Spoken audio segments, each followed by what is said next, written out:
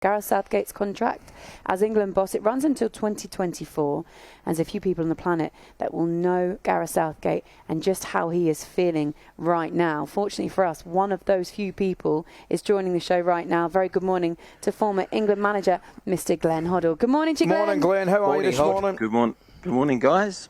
How are you? Good morning, Glenn. Thanks for joining us. We're really well, thank you. We've just been discussing this, as you'd imagine, with a fine-tooth comb this morning. What did you make of England losing to France and bowing out the World Cup?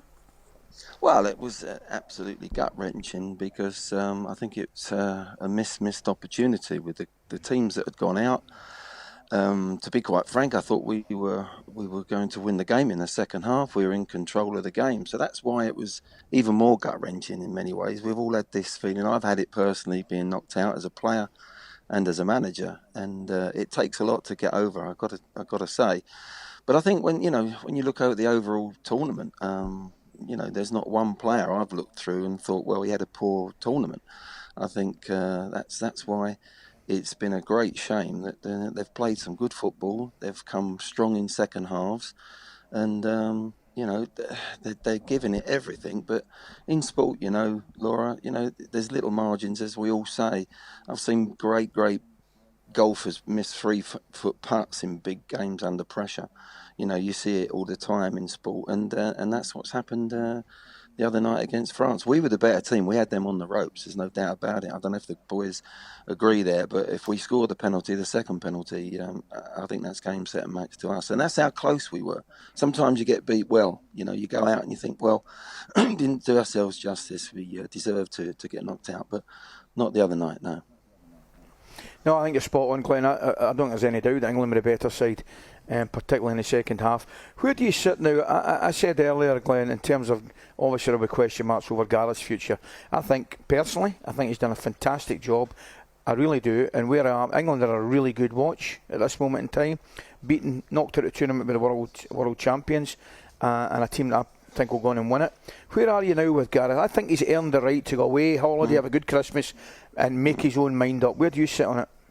Yeah, I agree with you, Ali. I think he's earned the right to say, well, I'll go for another 2 years to see if I can get this very good team of young players over the line in a tournament. We're getting closer and closer. I thought we had a hell of a chance, especially as it was unfolding the tournament. Even going into the tournament, I thought we've got a chance here. We've had the experience of getting to a semis, then a final, and then I'm thinking, well, the next part is winning this thing.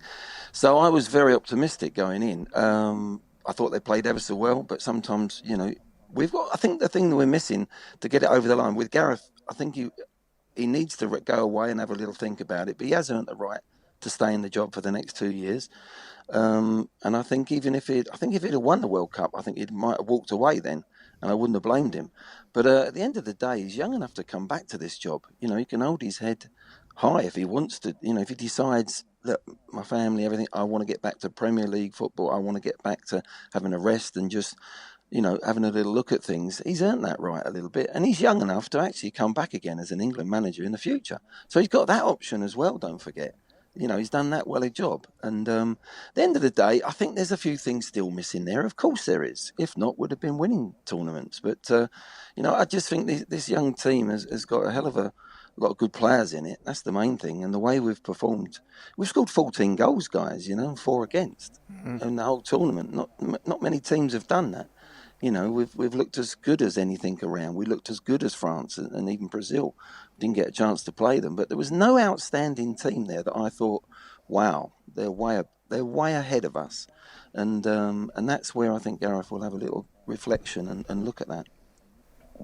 Hodge, you've been involved in the sharp end of football. Managing England is a unique experience. Do you think that part of Gareth's decision process will be what players have I got going forward? What's the next generation of players looking like going forward, as well as the young talent we got? Where would you see that we need to develop some young players? What part of the team do you think we would need to improve? Well, I don't know. I think we've developed these young players already that are in the side. I think the average age group is 24, isn't it? If I'm wrong, I think it's around about young, 24. Yeah. There's not many players there that for the next tournament, for the Euros, that you're going to look at and think, well, he's not going to be around. Maybe Henderson, but even then, in 2 years' time, he could still be in there. Use of his experience. Not too many of those players. We don't. It's not like it's a revamp, Stuart, where we go, wow, where are we going now?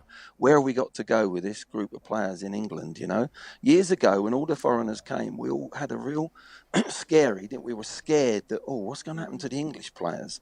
No one's going to be playing in the Premier League as an England player. Well, look at the group of players that we've got, and we have got a squad that goes very, very deep, probably as good as Brazil. Other than that, I don't see anyone else with a deeper squad than what we've got. How you use them? The only thing is, I felt there's a bigger picture to this, Stuart. I think what Gareth will be looking at is where do we go? We've played well. We've scored 14 goals. We've not been, I think there's a feeling of that they don't know how good they are, these boys. They don't know what fear they're putting through other teams in this competition. I'm telling you now, there'd have been teams delighted, Argentina, that England went out. Yes, they got France, but I still say it was so close how we got knocked out the other night. We have to know how good we are. At the moment, mentally, they think they're a good team. There's a knowingness about your Argentinians and your Brazilians and France. France have done it. They've won tournaments. The managers won tournaments. This is the little bit of a jigsaw that's missing at the moment. Our players, I feel as if we need to be more confident. We've always had this, Stuart, when I played, there was these boys deserve to go out there with a touch of arrogance, with a touch of confidence that turns into arrogance when they go on the pitch. We haven't got that. Look at the French. We had them on the cosh, and Griezmann come up with a wonder cross. Bang! It's in the back of the net. Those moments we don't come up with at the moment because I think it's a mental thing. I think we've got to, realise how good they are and go out there with a bit more swagger. Too many times, I think, if there is a criticism, that I see us play in the first half, and it's almost like if we go 1-0 down in the first 20 minutes, we'd have played better and we'd probably win games easier. We've got to have a bit more swagger when the game's on, at the beginning of the game. The game's patient in all these games at the beginning, see through the first 20 minutes. I just see there's a mental blockage there that they have to really realise they are a very, very good team and go out and perform like that with that little bit of arrogance about them. It's something that we've lacked in England all the way for a long, long time. But it's something that this group of players, they're young enough to actually go out there and do that. I think we'll get the just rewards. I think there was two players that probably, in my opinion, Glenn, and I totally agree with that point, that probably bucked the trend against the French, and that was probably Henderson and Bellingham. I felt as though they played with a sort of an abandonment of sort of in what they're good at. Henderson was getting after people and whatever. Bellingham, I think, done it for 90 minutes. And I think Harry Kane as well, to be fair, showed that arrogance. But I do take your point. I think it's a very good one that a few of our players, it probably took us to concede that first goal to really come out and dominate the game afterwards. That's the problem, Stuart. We've been in these, Ali, you're the same. You've been in teams where you feel unbeatable. You go out and you win matches before you've even played. And even if you don't play well, you're going to win or you're going to get a good result. We haven't got that yet. We haven't got that swagger. We've got to earn that, of course we have, but we're getting close to that. And I think if we beat them, it was so touch and go, that game. We scored a second penalty. We go on and win that. I'm absolutely convinced, as a man that's been in football a long time, that we had them on the ropes. If that was a boxing bout, we came back in the bout. We overtook them by points, and we had the knockout punch there if we get the penalty. What they did is that they had the knockout punch because they produced the best bit of football that I think, the cross in from Griezmann was sensational. And he was going out of the game. He was running the show at the beginning of the game. Second half, his legs went. We got a bit tighter on him.